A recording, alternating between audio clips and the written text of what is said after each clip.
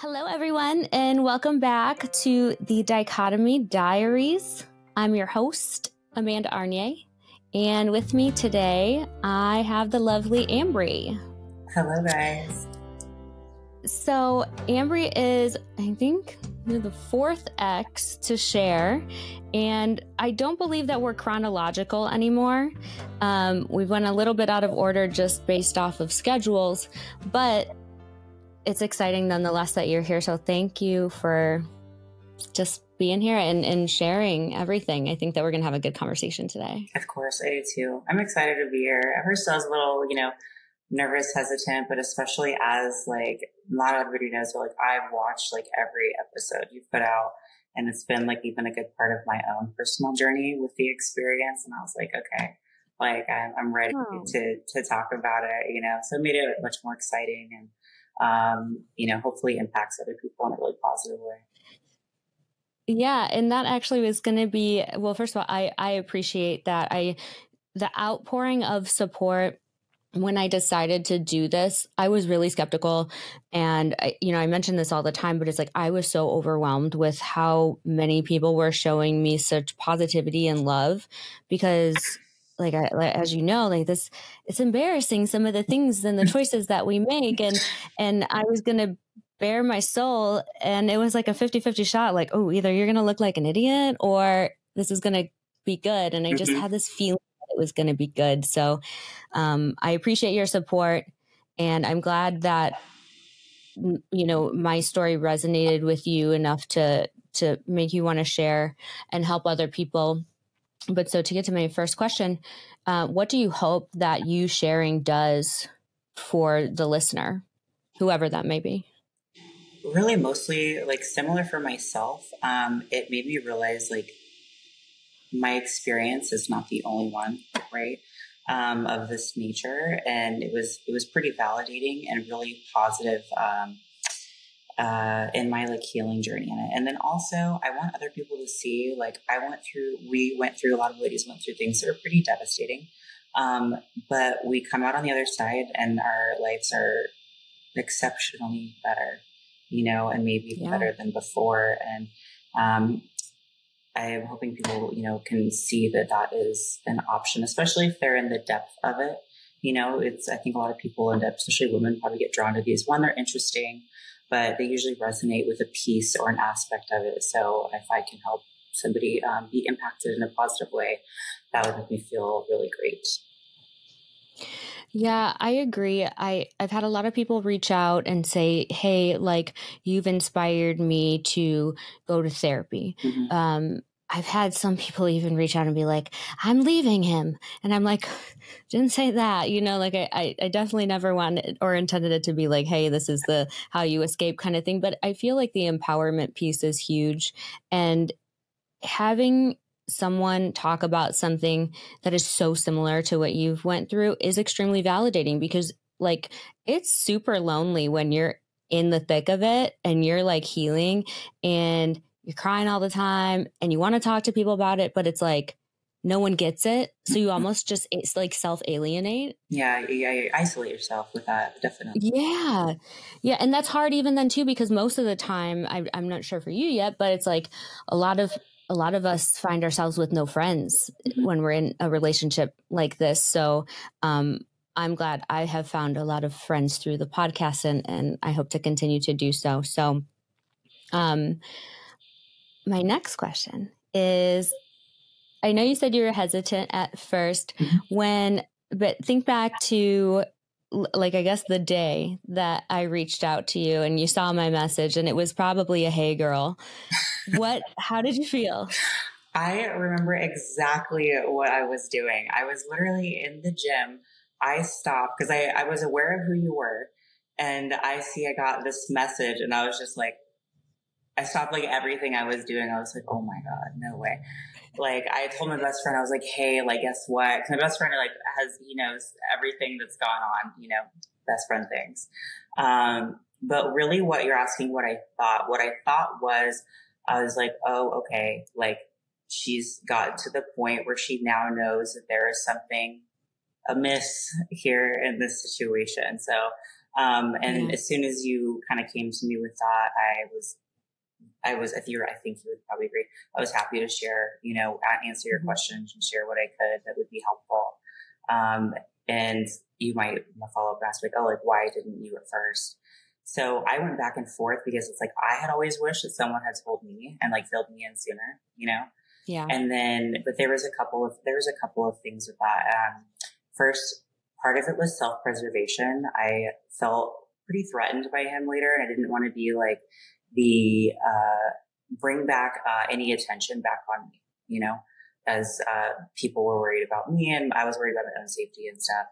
And also I had come across, like, I found one of your pages where I won't like allude to what it was specifically because we'll get to that, but where it seemed like you were in support of some of his work. And so I was like, oh, like she knows their relationship is different. Like he found the one, like he changed or whatever, I thought that whatever it was, like you guys were on the same page. And so I was like, okay, because I had a lot of like I'm a girl's girl. So I had a lot of stress and I was like, how do I tell you? Like, how can I tell you without having some backlash on me or whatever? And then I saw that and I was like, oh, I guess there'll be no news for me to share. Was essentially my thought with that. That makes so much sense. And I think that throughout the course of the podcast at it's going to be 28 episodes, I think we haven't ever really dove into that as much as I want to, and I will soon. But that was a huge thing and point of contention for me, even starting to share, because I felt like people would almost be like, the boy who cried wolf kind of thing. Like, you're going to complain about the things that he's doing, but like kind of like that. But the more that I thought about it and the more that I talked about it, I realized it's like, yeah, I knew, but it's like, as much as he wanted to let me know. And I was supportive with boundaries and all of those different kinds of things.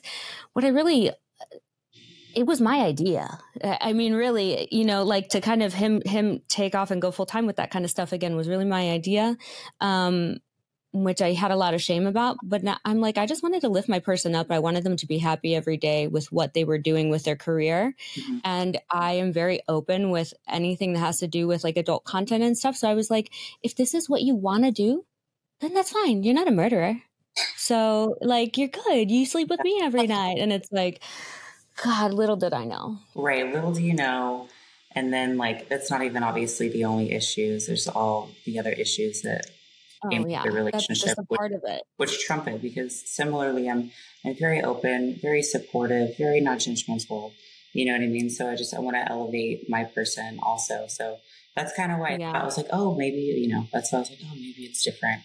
But obviously come to find out when I got that, message, I believe it was like early summer-ish, spring. It was probably, I don't know the exact, it was literally probably a whole year ago. Yeah. Like right around this time, because I mean, it was EDC just recently. Like, was that last weekend? It was EDC? Yeah. It just concluded Sunday.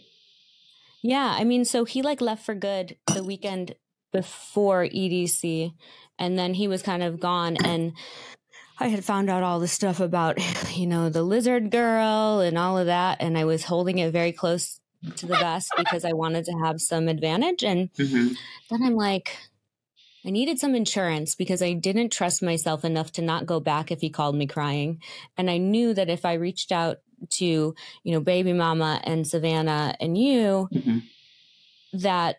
that would be the thing that he'd be like, oh, he villainized most people. And so now she knows the truth. So that's what I did. But I'm glad that you were so kind and open, and you sharing the way that you did and being vulnerable and just cutthroat with how you felt about the whole situation made it easier for me to heal. So I appreciate that. Yeah, I'm so glad, because we went back and forth, I think, for a few days, if not longer, and followed up a little bit later and stuff too. It was honestly, it was more so, it was a relief. Like I was sad for you, because I knew that meant that things were not as I thought that they were. But also a relief because I was like, oh, like that means you're on the path out of here. You know what I mean? You're looking for like your exit, and validation. Cause I feel like women, when we're in relationships, we give and we give and we give and we give until like it's kind of becomes over before we actually exit. You know, we go through so much. And so I was like, awesome. Like you're on your path to recovery basically from the experience. Yeah, it didn't feel like it, but I was. Now I know now. I was at the worst. I was at the, God, it was the worst time of my life. But thankfully I was around family and I had the support of all of you guys. And I really had this idea that if, I don't know where I read it, it's something that is not, I want to say biblical, but if you give, giving heals you. And I just remember I'm like, I have to help people. I have to help people. I lost my identity in that relationship so much that when I came out, and there's a phrase, I don't know what the word for this is, but I mean, it's in the whole vocab of the mental health world, but you don't know who you are. You're confused. And it's almost like you have to relearn life. And I didn't even know what I wanted to like be when I grew up. So on top of like losing my husband and feeling all of this crazy shit that I felt, I was like, fuck, I can't even see what it looks like after I'm not sad anymore because I don't know what I like. And you're so maybe I like everything because of him, you know? And you're so far removed from those positive emotions when you're when you're engulfed by that experience and those feelings and everything. It's hard to kind of see the other side. It's difficult, especially when you're just like, all these things are being revealed to you and you're kind of really coming face to face with the life you thought you had is not accurate. Totally. So did any of the other exes reach out to you at any point? Yes.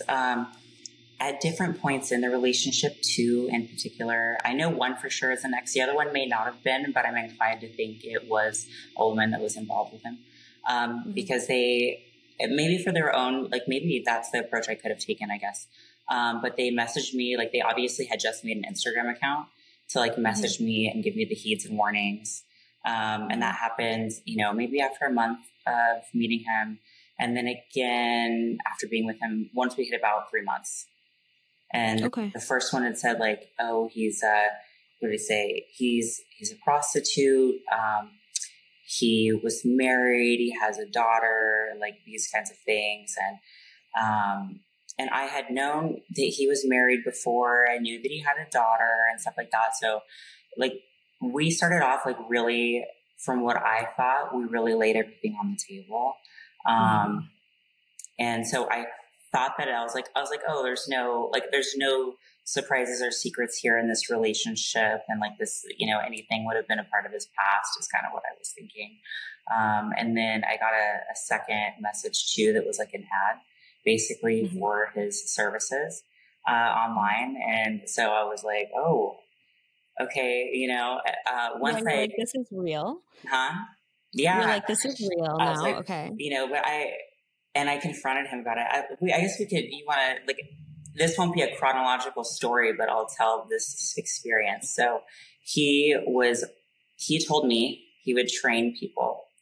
And so and that would even be traveling to train. Like I had done stuff like that in my past where I would like train people, whatever, had asked people, like people had asked me, like celebrities and stuff, do those kinds of things where they bring their personal trainer with them.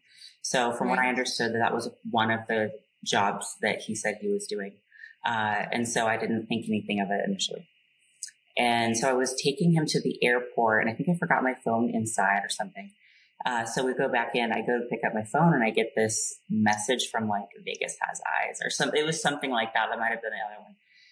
And then it was like rentman.com, like screenshot. That finding him on that one was fun for me. That was like, whoa, yes. And along with like links to fora, you know, it was like not the forum that really, really went into it because I would have discovered things then. But it was more like, oh, like this, you know, this person. And I think it was an old kind of an ad, whatever. And I talked to him, like for me, I just like talk about things, you know, and I told him, I was like, hey, I just got this on our way to the airport. So we live nearby. It's only 15 minutes away. Not a lot of time to talk about it. I was like, hey, I just got this message. And then previously I found out that he did have some of that in his past. You know, we took a trip during, so I'll say, we have to give some backstory here in a minute, just so you can understand, so people can understand the timeline. Yeah, for sure. And I also have a question from the chat too. So whenever you want to take that. Yeah. So, you know. So there's my squirrel brain. I'm like, where are we going? Oh yeah. So I asked him, I was like, hey, I see this. And I was like, you know, like, what is this? It might've been a video also. It might've been like that screenshot of the ad and then like a video that he did. He's like, you know, he told me that a guy paid him a lot of money to do this. This was part of his history, whatever. And then he had already felt like he disclosed those things with me, or I felt like he already disclosed those things, and I wasn't judging him for it. I'm like, well, if this is the past from years ago when you're in a circumstance where you need to make money, like I was like, I'm not gonna judge you for it. It seemed like he was so honest about that it was like, what I'm not gonna hold it against you. So that was that. What's the question? Because I didn't see. Okay, so Ambry, prior to Amanda reaching out to you, did you ever have to hold yourself back from reaching out to her to warn her? So much, like from day one. Yes, that was, like I said, I'm definitely, especially having gone through that. I'm like, I wish people had saved me so much trouble and emotional stress and financial stress and fatigue and all these things. And I was like, I don't want other people to suffer with that. You know, and I wanted to, and I went back and forth, but I had the toss up feeling of self-preservation because I didn't feel safe around him anymore. And I was afraid that if I took his attention like if I draw his attention, like if she had like left him and he found out that I had told her or whatever, I was afraid that I would have been like basically the new target again. And that made me very nervous and made my friends and family nervous. But also I was like, I don't want her to deal with this. And so I went back and forth on it for a while. And then I came across, it was like, I think maybe like your Twitter where it was, you disclosed his online alias on here, right? Yeah. So it was like the Mrs. Michael, like supportive page. And then I was like, okay, wow. Like you already understand what's going on. Like the dynamic had to be completely different because I didn't even know of any of these things inside of the relationship, what he was currently active with. So, and when I broke up with him, that was one of the things I was like, you should, just talk to whoever you're with first. One of the things I said, I'm like, just be honest in who you are. You're going to be a lot happier if you meet somebody that accepts you for who you are, And so I was like, oh, that must be what happened. So I didn't end up talking about it. It always seems like he's so honest. And like, I think one of the things that he said when I had disclosed, my past in that world, sugar dating and all of the different stuff, he was like, I just feel like I just have a weight lifted because I don't have to hide any part of me from you. And, there was people that he was in contact with at the time, like Kyle, for example, from one of the other episodes, he would tell Kyle, like, this is my person. Like she knows everything. Findom, she's done it, like all of this stuff. And it's true because I felt like we connected over the vulnerability that we both were like, this is who I am, or this is what I did. So yeah. And truthfully reflecting on that, like I kind of set it up to where unintentionally set it up to where like, if people saw that, they probably were like the same thought that you had. It's like, she knows. What else can I tell her? Yes. Yeah. So I probably stabbed myself in my own back in that regard. But again, hindsight 2020. You're doing your best, with the information you have, and especially after hearing these episodes where you talk about that, a little bit of the peer pressure, a little bit of wanting him to feel okay, whatever. Then it makes sense. We're all just figuring out things for the first time. This is everyone's first time, right? Like nobody's done this before. So how early on did you guys have that conversation where you kind of disclosed everything? We met and then we hung out the next day. He went to Vegas. It was probably within 7 days because I had found out my girlfriends had found all of the stuff and sent it to me. And I was having a nervous breakdown while he was gone, because I'm like, I don't know how to act. Like, I feel like I should be mad, but I'm not mad. And my friends are going to be weird about it. Like they said, this is either your soulmate or you're going to be devastated. Yeah. And, this is coming from my friends who, like, they call me mommy, because back in Findom days, like, I didn't want to be called mistress. I didn't want to be called, all these things. So I was like, just call me mommy, like, not in a weird way, but I kind of like it. And so, they're like, I think maybe like this is your person. Mm-hmm. So they were optimistically sharing with me, but also warning. But yeah, I mean, I came back and I was like, listen, I laid my shit out on the table first, because here's me. I didn't want him to feel uncomfortable. Yeah. So I told him everything about me. By the situation or something. Yeah. For sure. 100%. So yeah, it's wild to think back, because I don't think that I would have done anything different. Mm-hmm. And that's the part that is always so strange to me, because I'm like, I don't know, like I was I guess. But let's go into, like, who is Ambre'S? Like, give us a little bit of introduction pre-Dick. Pre-Dick. So now I'm a Las Vegas-based model. I have been a model for a while. I was doing online training, selling merch before I met Dick. Trying to scale like online business as like a content creator and see just really what I can do with like branding. I was, growing my life, had, recently like left school or graduated from school and all that. So I was in like a pretty happy place. I was living in Portland, Oregon at the time when I met him. And so that's kind of where I was before. Now, because actually of that relationship, I live in Las Vegas. So at the end of the day, being in Las Vegas has been one of the best changes and decisions I've made in my life. So that I would say is the one benefit that happened from that relationship. So now, now I have a lot more, there's so much more opportunity, like photographers and work. There's so much that comes through Las Vegas, and it's sunny, 300 days a year. I've cultivated amazing friendships and opportunities, and had some of the most amazing things happen. And so I'm really, really grateful for my life now. So, I mean, that's kind of me now. I spend a lot of time like working out. I've done lots of publications, done like Playboy, FHM, lots of live events I'm a brand ambassador for different people, do content creation, lots of traveling and stuff. So I do appreciate having had the opportunity to like move out here, because it's changed the course of my life in a really positive way. Yeah. I mean,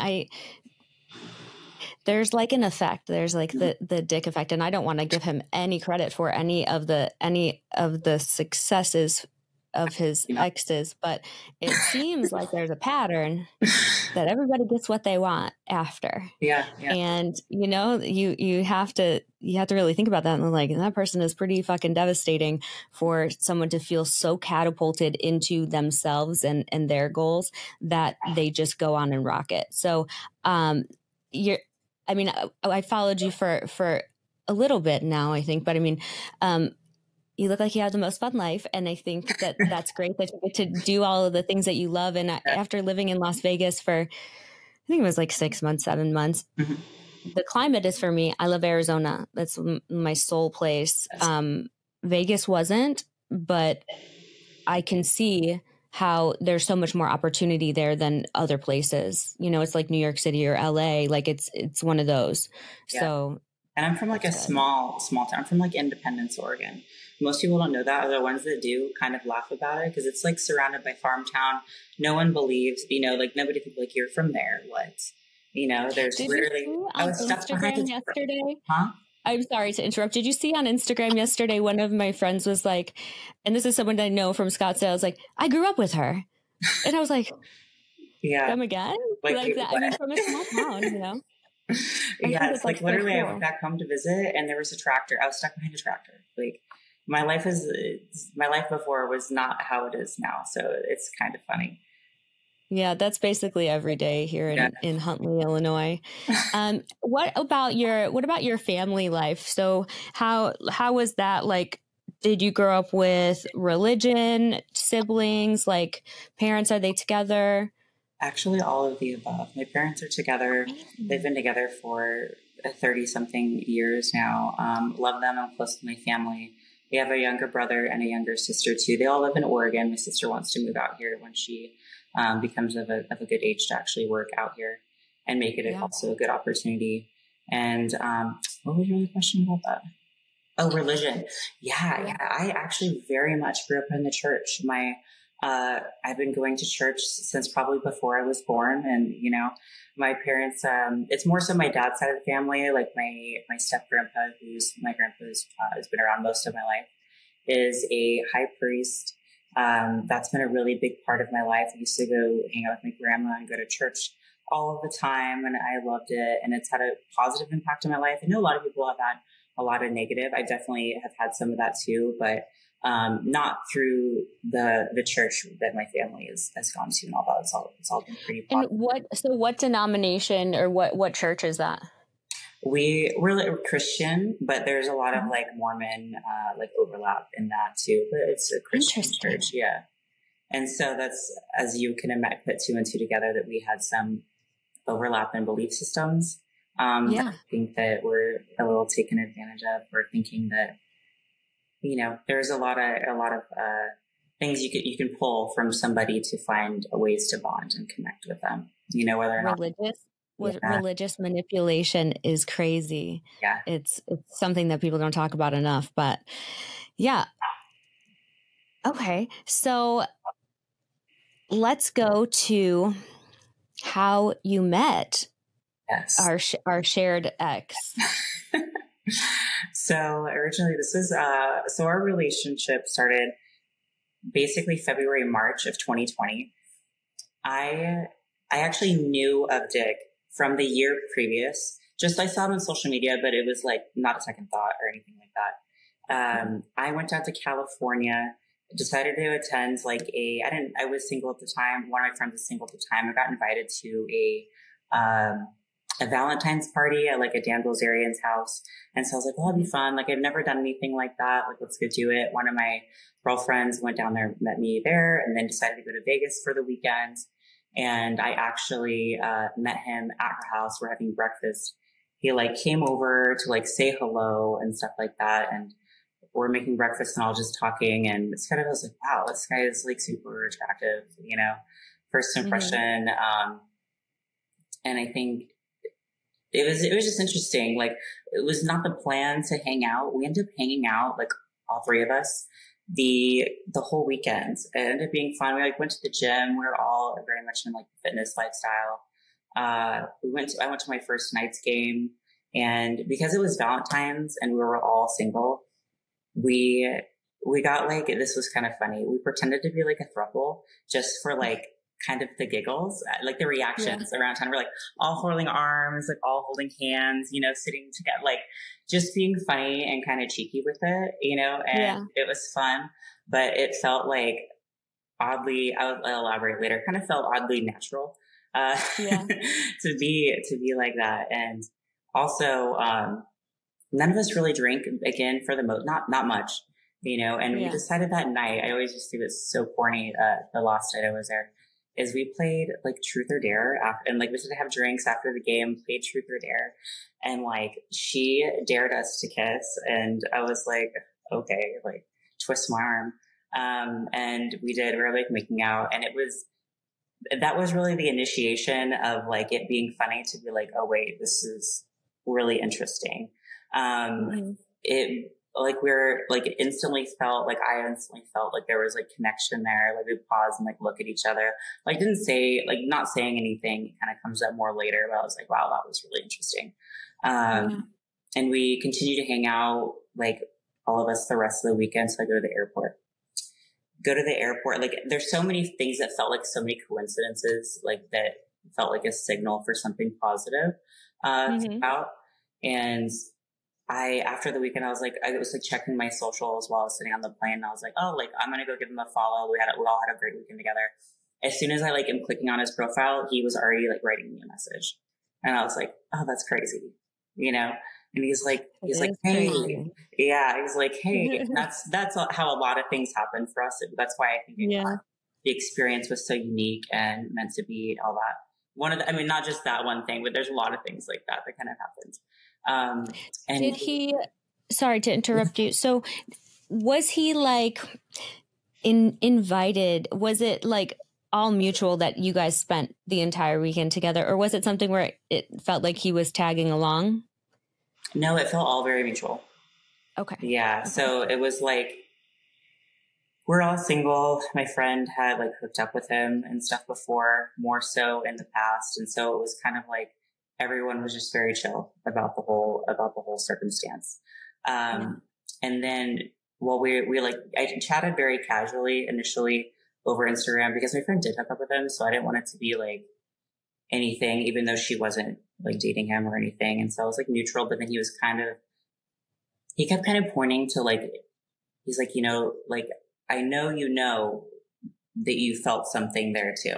And I was like, I noted it, but like I was really leaving it alone, just like respectfully. Right. I wasn't trying to be that person.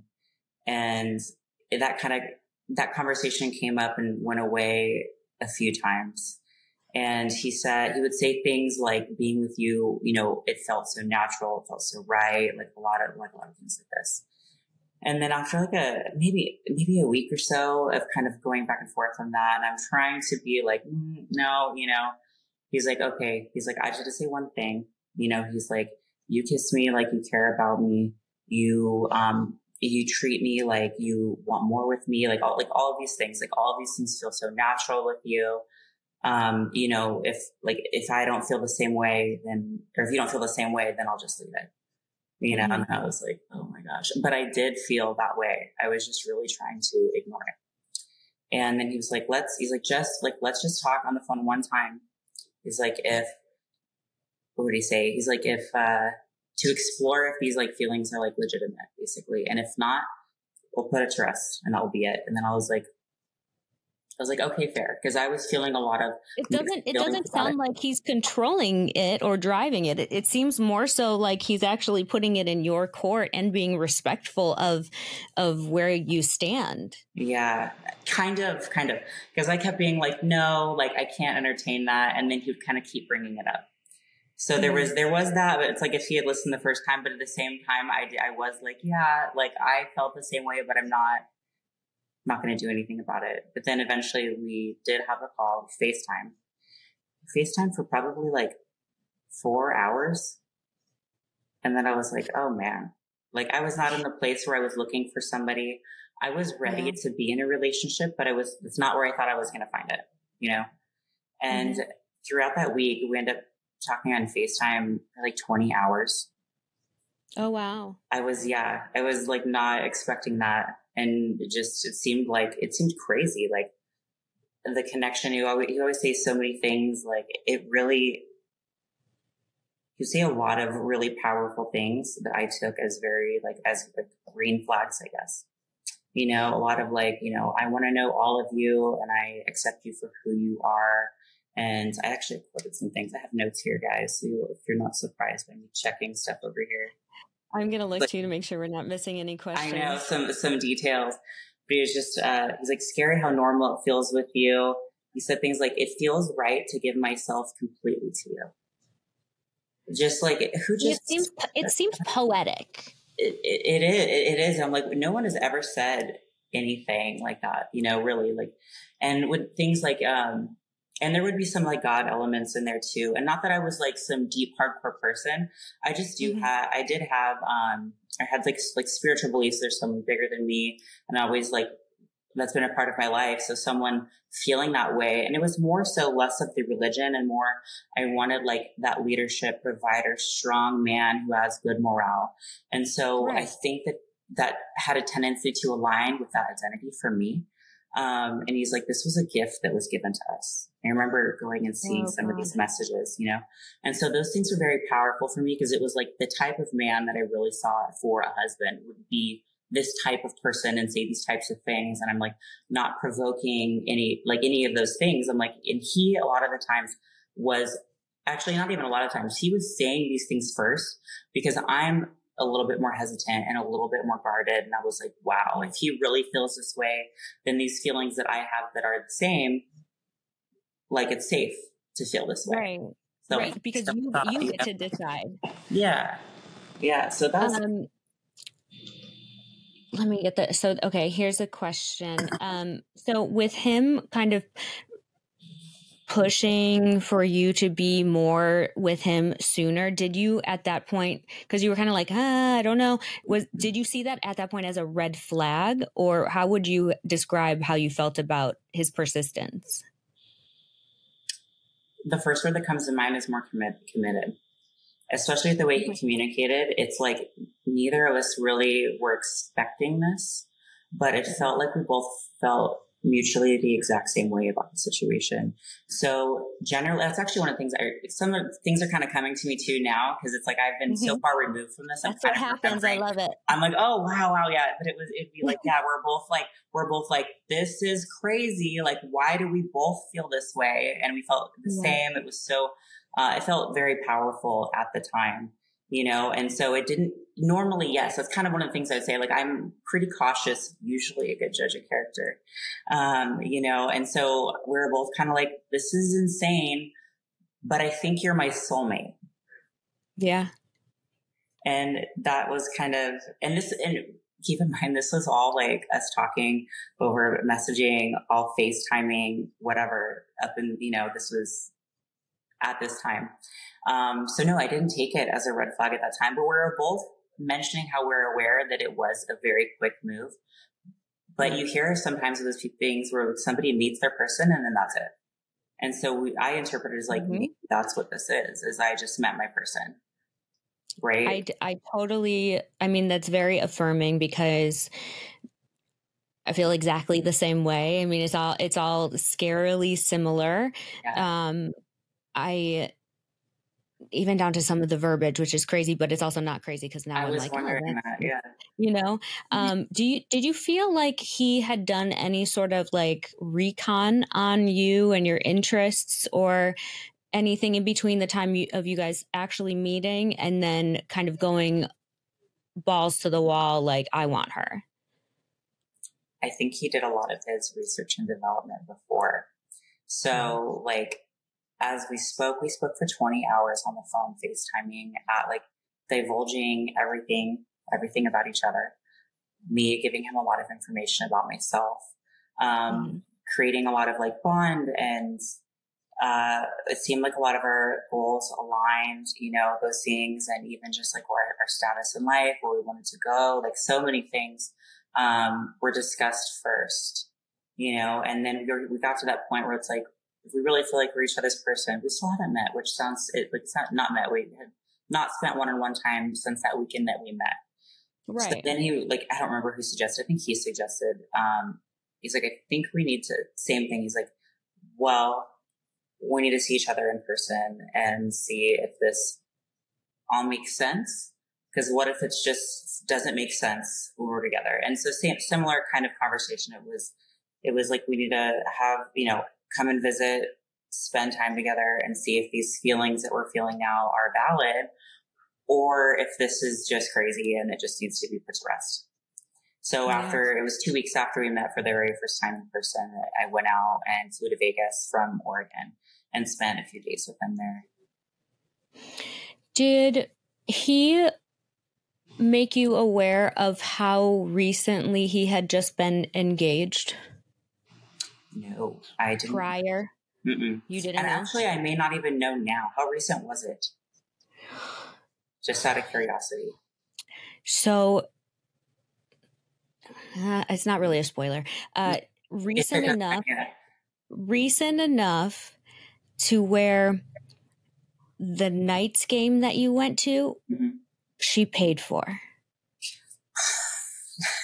Right? I know. Yeah. I know. That to me, I think I knew that someone. That's so crazy. You just triggered like another memory. I think we're in a parking garage, and he was saying that he was saying he had a friend that was able to hook up and pay for it, like get the tickets or something.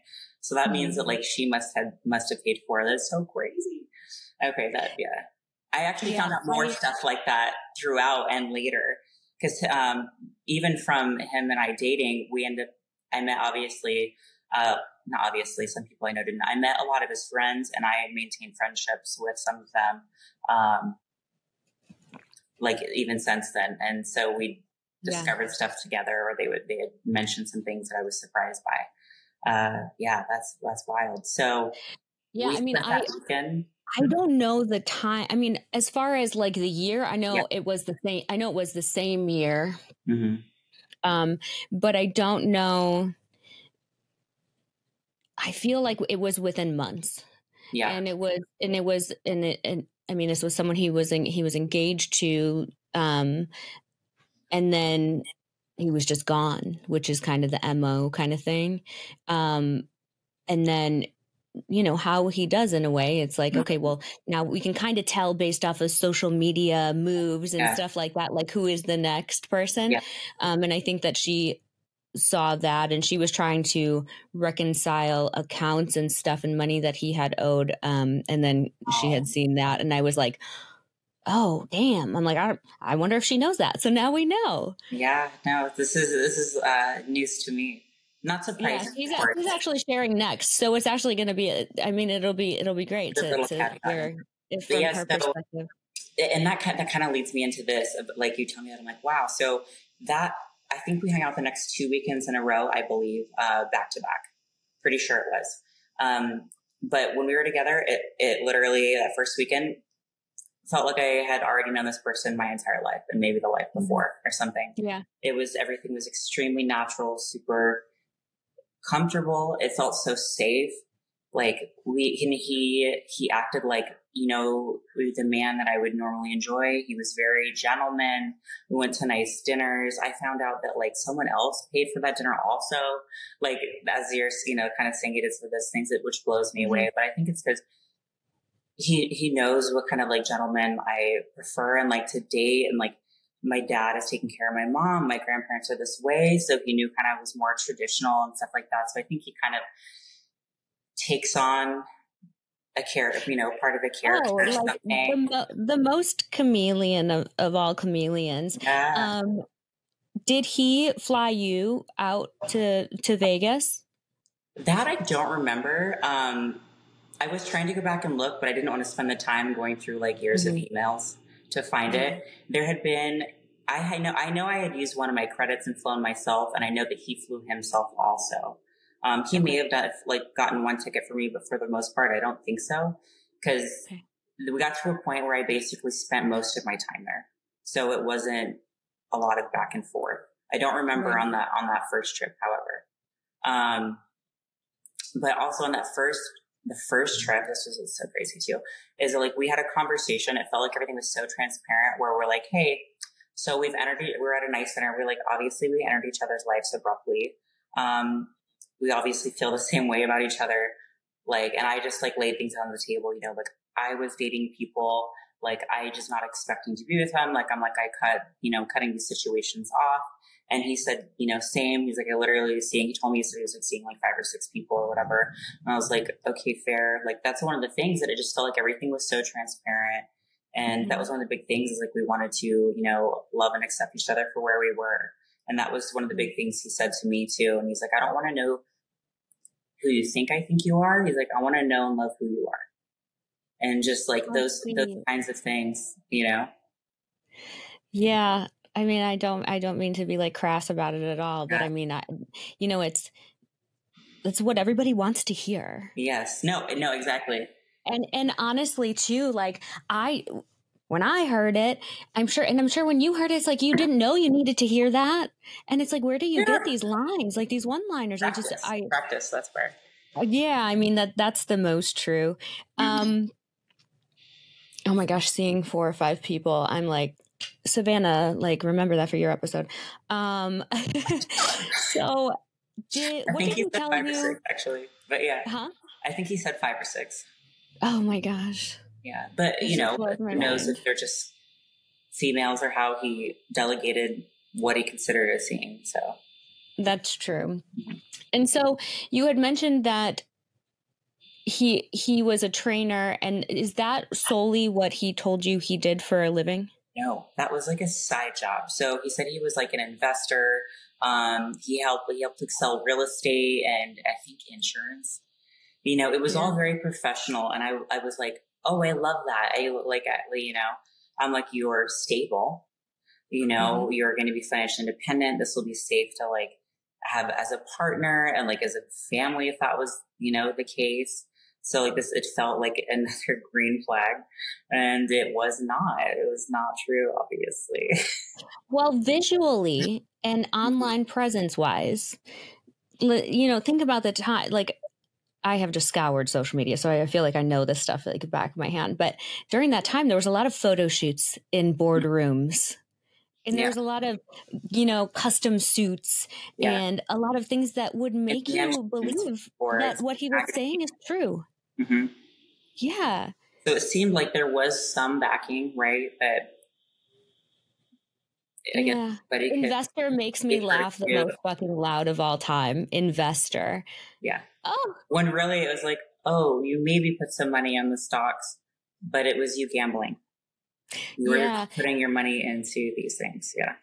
Yeah. Trading options. And, you know, really that just means the Apple stock and get in, get out, make $200. Yeah. Now he's an investor.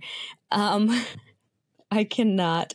So I remember him telling me, or I remember, I think it was him telling me, he always put it this way. I moved Ambre out to Las Vegas. I moved her out. Like it was something that he funded and he was very proud of that. Is that the case? I can't wait to comment on this. So that was one of we had big conversations too about, and right initially, about what we wanted in a partner and what we kind of expected, what would make us happy. So as I said, like I was more traditional, more accustomed to that. Like I've always been really independent when I'm by myself, but generally always dated older guys that like really wanted to have like wifey and take care of them and all those things. And especially if the big part was like, he's like, it would be my honor and my privilege to not only take care of you, but to elevate your lifestyle, to have you as my wife. So he's like, I can't wait. Timeline? What was the timeline before him saying like, I want you to be my wife? Like how many weeks have you known each other? That was after our first trip. Yeah. And we had picked out rings after the second trip. We thought we were literally like, I've never moved that fast with someone in my life. I was like, oh, this is like my soulmate. Cause it was just, everything seemed to make sense in the craziest way. Like, what did your ring look like? It was the parachute diamond. Did it have like 2 prongs on each side? Yeah, it did. Yep. Yeah. He sent it to me. I don't know why. I'm literally like, I need to ask her this right now because I feel like he sent this ring to me. He had it in his phone. It was like on a hand and it was like the most beautiful hand. Right. Mm-hmm. And he sent it to me and he's like, this is what I'm thinking. And I was like, and it's fucking huge. It's beautiful. I would love that. That's exactly what I wanted. And it was funny. Like I had already that's so weird. So I had looked at a couple on my own and then he showed me that one. I was like, or he showed me, I showed him this. He's like, yeah, I know. And had a picture and he says, I already know exactly what is for you. And I'm just like, you know, one of those things I'm like, well, that's so crazy. But now I'm like, oh. It's a sign again. Yeah. You know. Oh my goodness. That's so crazy. Yeah. That's so weird. Okay. So and I actually don't know if this is okay. So tell me when you moved to Las Vegas, 1, were you excited about it? 2, what part of town did you live in? Like, you know, tell me about like the living accommodations. Cause I think that we shared a mutual living accommodation. We certainly did. Let me give a little detail because there was, some things kind of happened between there that I think are notable because it alluded to. Yes, do that. And I'm going to pull up the ring because I took a screenshot of it to show you, but now it's on the phone recording, so I'll have to show you after, just so you have to show. Crazy. But yeah, so this time also keep in mind, everybody. So it's 2020. it's March. We are entering this point where we are like, okay, like we're soulmates. So what do we do with this? And he visits me in Portland, and that was the day that it was announced. What was that, like March 17th or something, whatever date it was that they announced that like the world was closed now. Yeah. You know, that the lockdown started. And so he left. We're trying to figure out stuff that happened. And by the end of that month, it's come April. And he's like, we're trying to decide, like, well, we heard rumor. I remember hearing rumor that maybe the airlines were going to be shut down. So it would be difficult to see each other. So I decided to fly out there, and I was like, well, if I get locked down and can't really work too much anyway, or I just have like my online business stuff, then I might as well, you know, stay there, whatever, stay together. I'd rather that than be stuck in Oregon by myself in my apartment. Yeah, for sure. You know, yeah. So we end up, as far as the moving, we did end up deciding to move, but we had some turmoil between there. It was like one of the incidences was his words weren't aligning with actions, which was my biggest issue. And that was like transplanting my life to be with them, changing my life, all these things. But he was like, I want to take care of all this stuff. Like, I'm cutting back on work. I'm spending all this time out here. So I'm taking a hit, but I wasn't supposed to be taking any hit. And that was causing me a lot of stress, you know? And so I was like, you know what? I was like, you know, when are you going to start transitioning me, you know, kind of making these things easier for us so we can move forward with our lives, all of that. And then like he backlashed on that quite a bit. And he's like, you know, these lockdowns are happening. Like, I can't be responsible for you like that right now. Like all these things, and made me feel really bad and was pretty hostile about it. And I was like, it made me feel really guilty. Like I wasn't like kind of an idiot for like bringing it up. That kind of conversation happened a couple of times, but it happened once initially like that. And I was like, am I an asshole for wanting, you know, but I was like, maybe I am. Like, it's my soulmate. You're expecting that your soulmate is going to deliver on the words that and the promises, you know, like that is not like, it's a huge deal, you know, for me and for a relationship, especially if someone is like, if you don't have your word, what do you have, you know, with everything. And so I was like, okay, you know, maybe I'll be a little patient. Like I understand that I'm like, I can accept this. Nobody could have predicted that this was going to happen with the lockdowns and all this stuff. And I don't know his business like that. So I don't know if it really affects it a lot. And I could see it affecting it a lot. Why not? You know, everything did. So I spent time down there with him, but still kind of would go back and forth a little bit. And that kind of increasingly got a little stressful. At the end of like April time, we ended up going on, like things have been closed now. Vegas is closed. Oregon is definitely closed. It leans very hard one direction. And so we heard that, Arizona was opening up a little bit. So like, oh, that would be fun. One of his guy friends from the gym, invited us out and flew us out to stay the weekend there.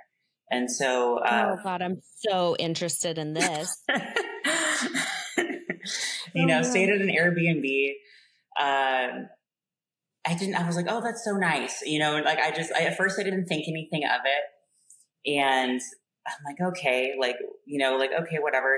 He was nice, but he was kind of had an air of weirdness. I wasn't a total fan. Like my normal intuition was working at that point with him. And, went on hikes, whatever, stuff wasn't really open. Drove us back and Dick blocked him. I was like, what? I was like, why would you block your friend? He's like, oh, he sent me dick pics and I just can't be involved with somebody like that. He's trying to get me to go on these trips and he's just a whore and all this stuff. And I'm like, why would he feel okay with sending you those pictures? I'm so confused. Was this an older gentleman? A little bit. Yeah. Like 40s. Like Italian? He's tan. I don't know if he's Italian, but he's pretty tan. Yeah, kind of like a little slick back hair vibe. Yeah. I've seen him. I still see him at the gym sometimes, and I give him the like squinty eye. You know. That's so wild. I know exactly who you're talking about. Okay, wait. So real quick, just so we can. Oh God, can you hold on? You're not centered up. It's go to. Is it this way? Oh. Let me see. I can't see it there for some reason. It's too blasted out. I know. Why is it like the white background? But yeah, it is. If anybody else was able to see that, it would be a pear-shaped diamond with 2 prongs that come down into a one piece. Yeah. You know what I'm gonna send? I'm gonna send it to our production, and I think that they can actually put it in the chat. In the chat, yeah, I posted in the chat. Yeah, click on that. And yeah, but that's so. It's just so funny because again, we're just having this conversation. Yes. You know, I don't know why do I feel like the need to ask you about the ring, but it just is like. But like you should, and I actually wondered something like that. So just ask me all those questions because I figured. Okay, I will because I just. Yeah. That there would be things that I'm going to tell you that you may not have because I haven't publicly spoken about my experience, right? Yet anywhere except for talking to you and some of my friends. And so it's like, we're going to come into new things. Like, you're like, oh man, nothing's really off the table now. Right. Oh, I'm seeing my notes. There was another thing that I thought was really, interesting. So it was still like it was the Arizona time. Yeah. So I had gotten, is it this time that I had gotten that? I believe it was, I got I think that was when I first got the first message that he was, that he's a male prostitute, that, he was married and engaged and had a daughter, all these things. And so since I thought he was transparent, I didn't think I came across any new information, except I didn't really think the prostitution part was true because I didn't have any reason to believe that much at that time. Right. That was I think that was the first time I got the picture, the DMs. And when we were in Arizona, him and I, something we did, we always went on walks. I love going on walks. It's a nice time to communicate with it all the time. And he was talking about, he was ranting about an ex-girlfriend. He did that a lot, made them all look evil, right? And he was upset saying that she was a prostitute, all these things. And he was really going in on, or an escort, whatever he was saying. He was alluding to that and being very very rude about it. And then his point in saying that, when he said that, he was I know, I ran girls. He's I did these things, blah, blah, blah. And I was and he confirmed to me that he had done escorting, but we had never had the conversation where he actually said that he did escorting. And I was just right. Oh, so it was kind of, he snuck it in there in between, sandwiched it. In a way that it was just and I was oh, and then you said you ran girls. It's are you saying? I've never heard that before in my life. Yeah, that was a startling thing. So I'm I was hoping that I misunderstood that. Yeah. And then it was weird that he was kind of just casually talking about this, it was no big deal, and talking about it was no big deal that, he was an escort before. I'm oh, when I we, laid things out on the table and we've always been so transparent. I'm so surprised this hasn't come up before, but he just was speaking about it it was just nonchalant in the rant. And so I was just okay, I noted, I just mental note, just check that later, whatever. I'm okay. So that was the first time I was oh, okay, so he did do some of these things before. Got it. Okay. But again, I didn't judge if it was a part of the history or the past, and it was in the past, okay, it doesn't seem like has affected our relationship. Right. I see you as who you are in front of me right now. And, and none of what you're telling me, it seems the same. You're thinking that this person has grown. Yes. I felt my phone vibrate and I thought maybe there was a question because I had one as soon as you said something. So you said daughter. And so when he was being extremely open and telling you everything, 20 hours of FaceTime calls, did he talk about his daughter? Yes. How he is almost, it was a part of the light of his life is really how he spoke about his daughter. And for me, I was perfectly and honestly joyed kind of about that he felt that way because I never necessarily saw myself birthing children. But I saw myself being a mom. And so if that meant I was adopting or I was or someone I was seeing already had a kid, And it was so funny. I don't know why I ever thought this. I'm like, I always wanted like, the cute little blonde girl, like the cutest little daughter. Like I was so excited for that, like, and I was like, and well, that would have been that exactly, Yeah. And so, I was eager in the fact that he had a daughter, and what he was telling me is he wanted to have a relationship with her, spend time with her, all of these things. And so I liked that actually. It didn't seem like a bad thing. He made, baby mama look like the devil. And then like you spoke on this before too with people, but like, that they all conspired against him, and that he was tricked into getting, or not tricked, but he was forced, into like, giving up his rights, or he was getting in a lot of trouble. Like he was, his hands were tied basically. And he was, during a relationship, he was working with a lawyer a lot. I heard him on speakerphone a few times, trying to find ways to, gain access to her, and figure out, stuff that had happened with baby mama and see what he could work with. And that happened even more so April, but into like May, June, he started pursuing that a lot more. But do you think that your presence, now hearing the rest of the podcast, do you think that your presence in his life is what sparked that? I could see that. I feel like I'm a very stable person, especially that's usually where people, begin to want to expand. Like if you live in chaos, you don't generally aren't like, let's expand my family. Like I know I bring a lot of safe space with whether it's like friends, family, whatever. And, so especially if I was ready and like, okay with being in that position, especially when he was like communicating that he was already ready to provide for like a wife and provide for, family and be able to take care of all these things. It's like, why wouldn't that be an okay space to do that? Right. So you supported him in his endeavor to get his daughter back in his life. Did you contribute anything financially or otherwise in that pursuit? Not in that specific pursuit. He already had people that were connected, like in law, that he was trying to work with. And he didn't allude to it being like a financial burden that I remember at that time, that inhibited him from being able to make that pursuit with her, for her. Yeah. It was like, I don't know if he was trying to do testing or something. There was a point I remember hearing this lawyer where the lawyer was like suggesting that wasn't his child. And I was like maybe that was an idea. I was like, what? He's like, no, it's mine. Was it a blind lawyer or? Right. I was like, and so that was a moment I was like, I really don't know, what the dynamic is here with them, but right. Exactly. Oh my goodness. That's so wild. Yeah. Yeah, I mean, the daughter thing is always such a hard, it's one of those topics that every time I talk about it, I get like vaguely uncomfortable a little bit.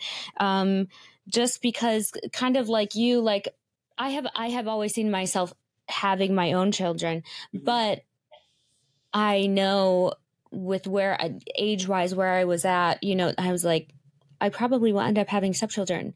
And as a stepchild to some questionable individuals at this point, at least, I wanted to make sure that I never made that child feel like a step or anything.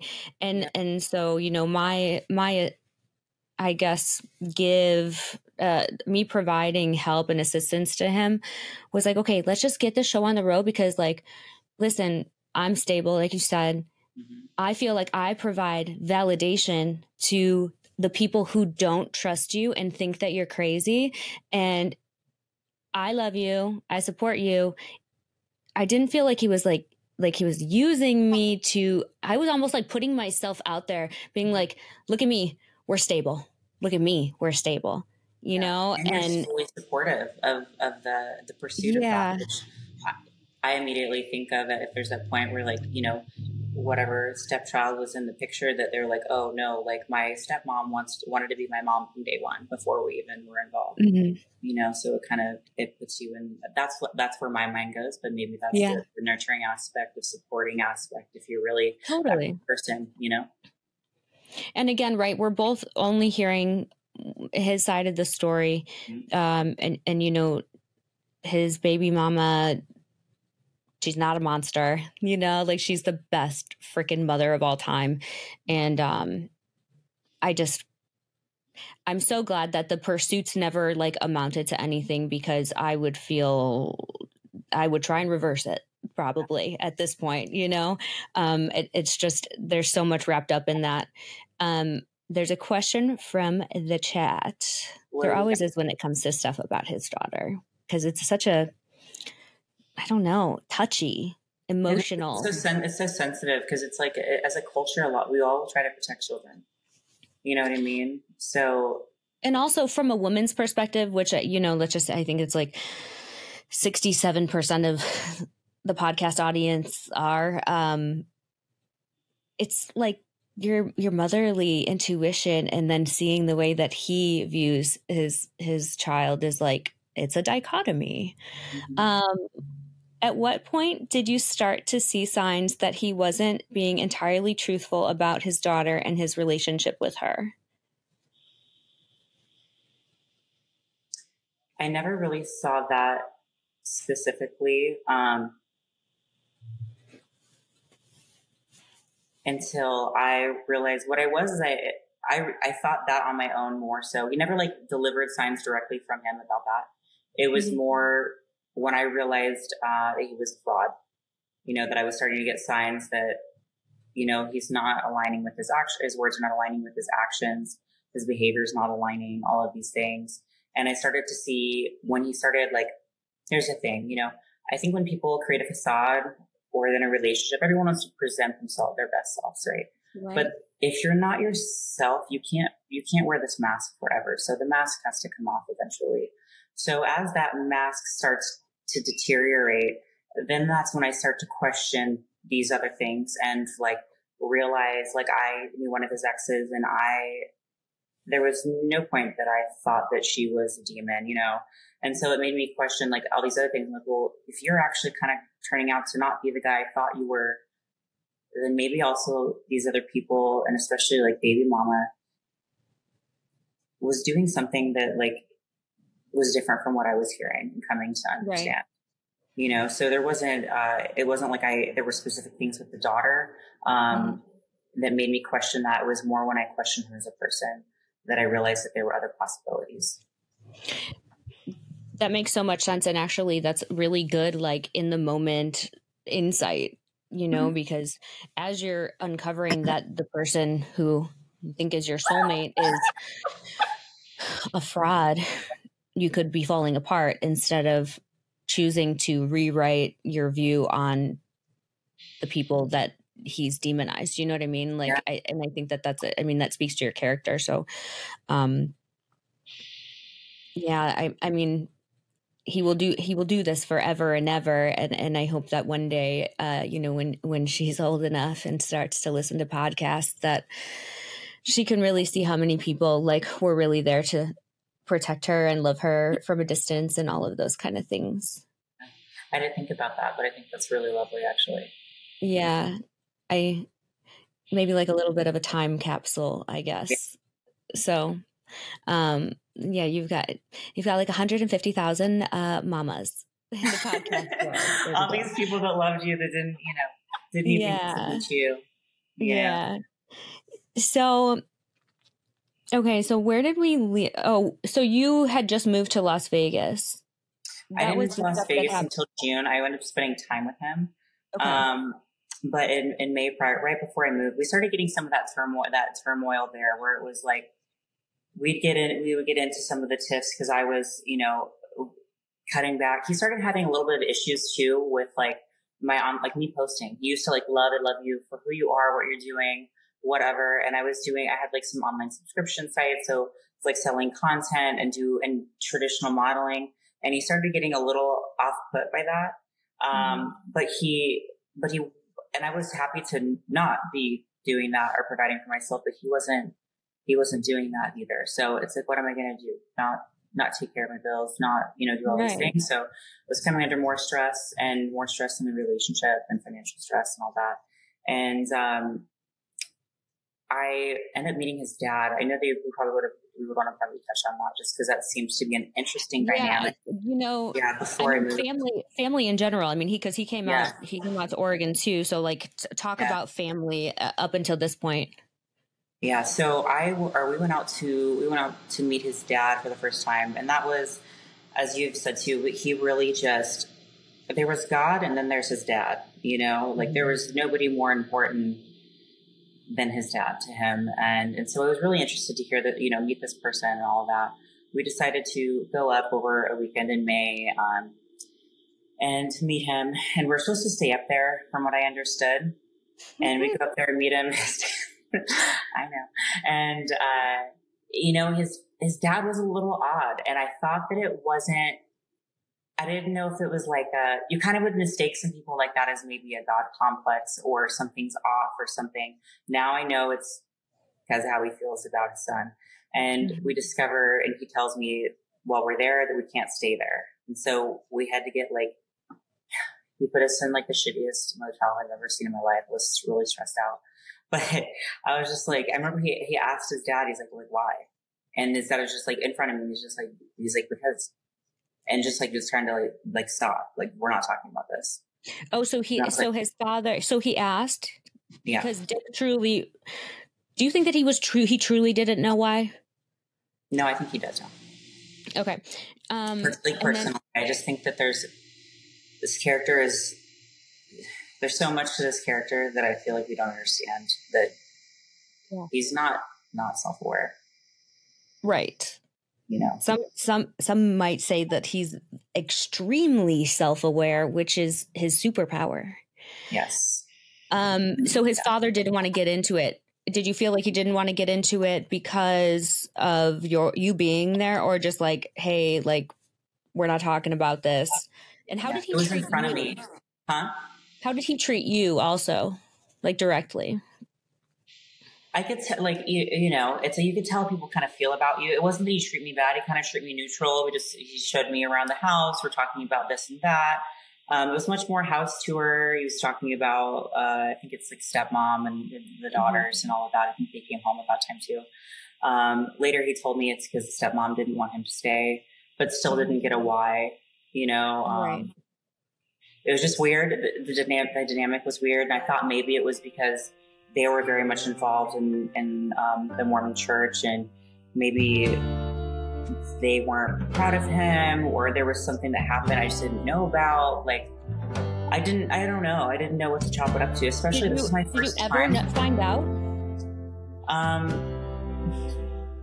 Yeah, I found out more when we broke up, when I found everything out, then I'm oh, this is why.